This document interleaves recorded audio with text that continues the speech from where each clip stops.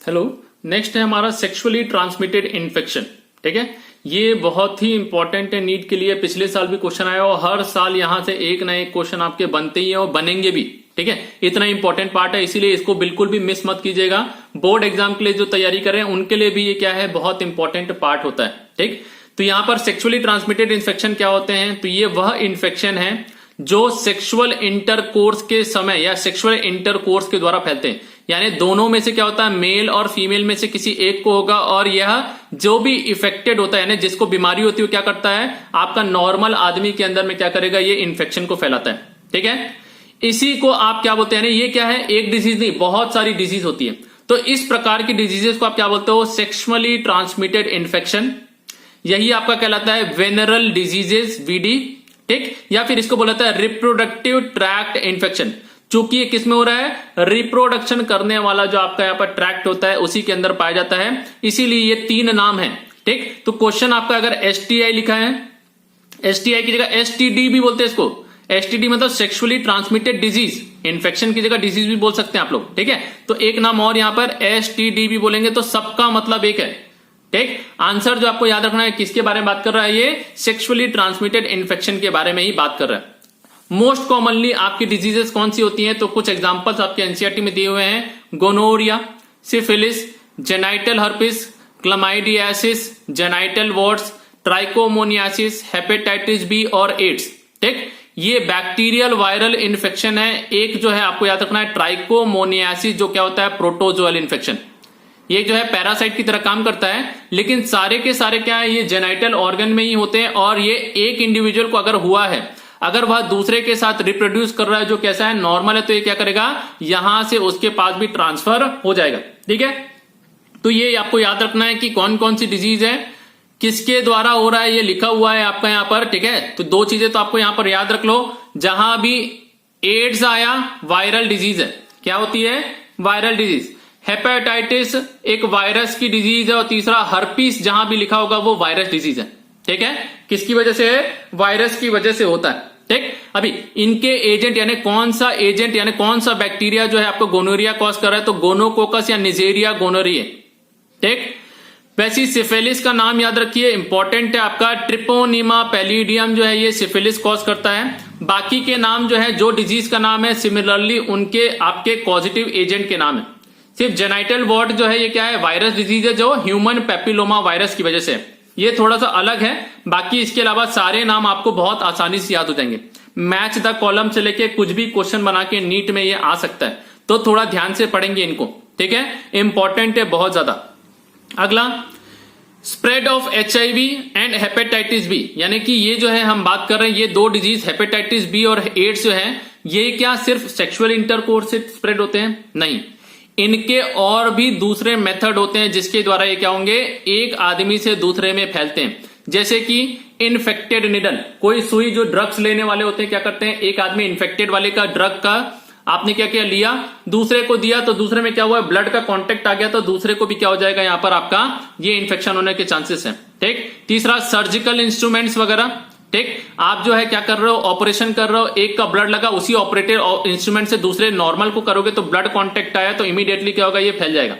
ठीक, blood transfusion, infected वाले ने क्या किया, अपना ब्लड दे दिया, अब उस ब्लड को किसी और को चढ़ा दो, डायरेक्टली क्या होगा, हेपेटाइटिस बी या HIV हो जाएगा। तीसरा और लास्ट, चौथा, इन्फेक्टेड मदर से फीटस, यानी अगर मां बीमार है तो बच्चे को भी क्या होता है, ये आपका यहां पर वायरस इसका प्लासेंटा को क्रॉस करके इन्फेक्शन कॉज कर देता है। ठीक, लास्ट ईयर यहां से एक क्वेश्चन और आया था आपका नीट में, कौन सा सेक्सुअली ट्रांसमिटेड डिजीज है जो क्योर नहीं हो सकता।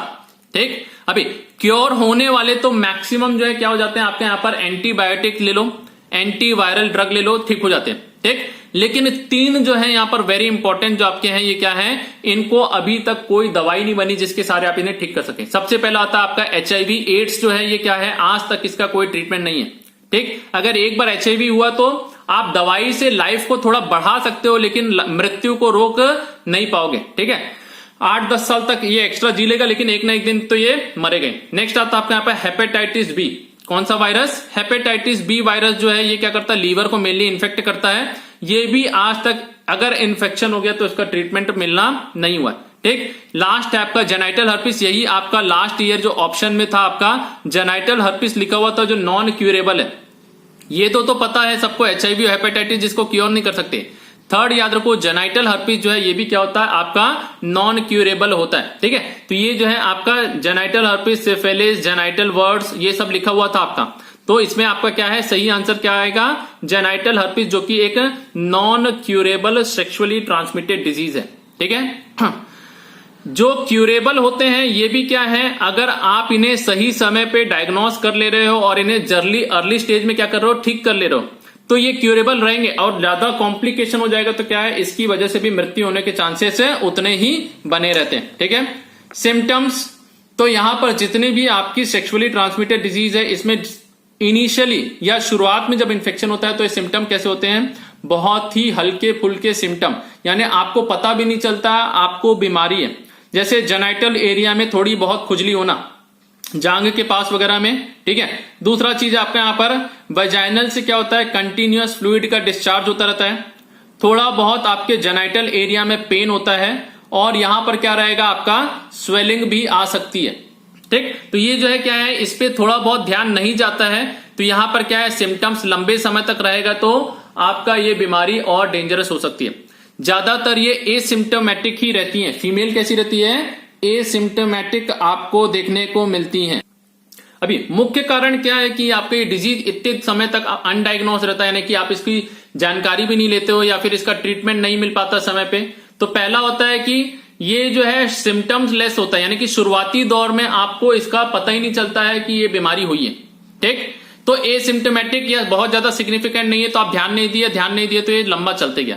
दूसरा, यहां पर जो है सामाजिक रूप से कलंक का डर, यानी कि अगर कोई बोल दिया कि इसको क्या है गुप्त रोग हो गया है तो आदमी क्या है थोड़ा शर्म के वजह से क्या हो जाएगा, समाज उसको ठीक नजरों से नहीं देखता है। तो इसीलिए क्या होता है ये दोनों की वजह से ये जो है बीमारियां ज्यादातर क्या होती हैं आपकी डायग्नोज नहीं हो पाती है और इसकी वजह से बहुत ज्यादा क्या होता है कॉम्प्लिकेशंस बढ़ जाते हैं। कॉम्प्लिकेशन क्या क्या हो सकते हैं, तो यहां पर pelvic inflammatory disease, pelvic region यानी कमर के रीजन में बहुत ज्यादा इन्फ्लामेशन हो सकता है, डिजीज हो सकती है। दूसरा, अगर प्रेगनेंसी है और आपके प्रेगनेंसी के टाइम पे क्या हो रहा है यह डिजीज आ गई तो बच्चा गिर जाएगा, एबॉर्शन, या फिर बच्चा हुआ भी तो कैसा होगा मरा बच्चा पैदा, स्टिल बर्थ।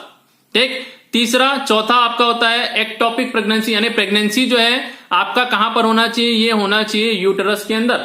अब यूटेरस में भी क्या होता है ये गलत जगह होने लगती है, कभी नीचे में हो जाएगा, कभी ज्यादा हाई हो जाएगा, कभी फेलोपियन ट्यूब के पास में रहेगा। ठीक है, तो इस प्रकार से क्या होता है एक्टोपिक प्रेगनेंसी होने के चांसेस। ज्यादा लंबे समय तक रहेगा तो इनफर्टिलिटी, नपुंसक ही बना देगा। ठीक है, मेल के अंदर में जो है क्या करेगा आपका यहाँ पर गैमीट फॉर्मेशन को ही क्या करता है ये इनहिबिट कर देता है।